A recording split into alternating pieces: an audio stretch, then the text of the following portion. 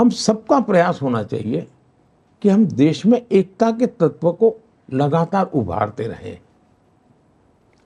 जैसे मैंने statue of unity बनाया, तो सरदार वल्लभ भाई के स्टैच्यू को मैं कोई भी नाम दे सकता था, लेकिन उसको मैंने नाम दिया स्टैच्यू ऑफ यूनिटी।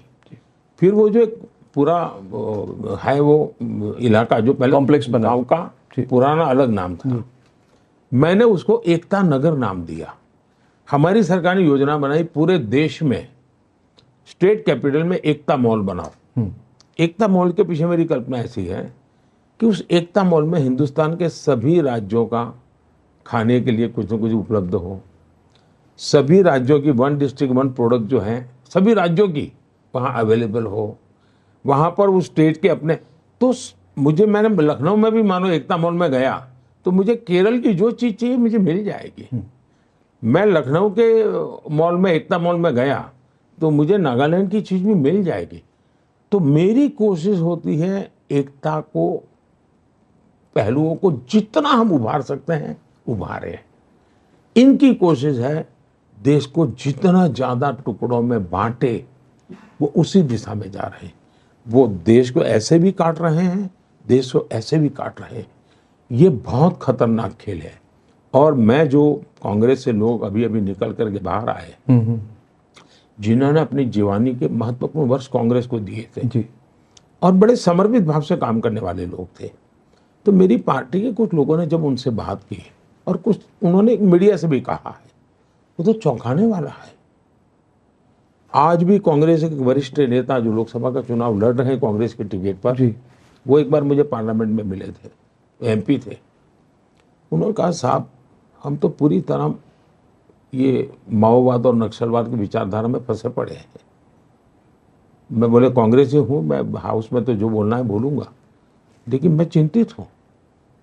यानी कांग्रेस के भीतर भी जो सचमुच में कांग्रेस के वैल्यूज को जानता समझता है वो इन सारे आइडियोलॉजी से बहुत दुखी है और देश को बहुत चिंता करने की जरूरत है जी। और ये पॉलिटिकल तू तो मैमा वाला नहीं है, ये वोट पाने वाला विषय नहीं है। मेरे भीतर एक दर्द है और कल मैं थोड़ा गुस्सा कर गया, मुझे नहीं करना चाहिए, लेकिन मैं कैसे मेरे देश में चमड़ी के रंग पर किसी को भारतीय होने से मना कर दो, अब कैसे हो सकता है जी? ये मन में बैठता नहीं है जी, ये दर्द है मेरे मन में।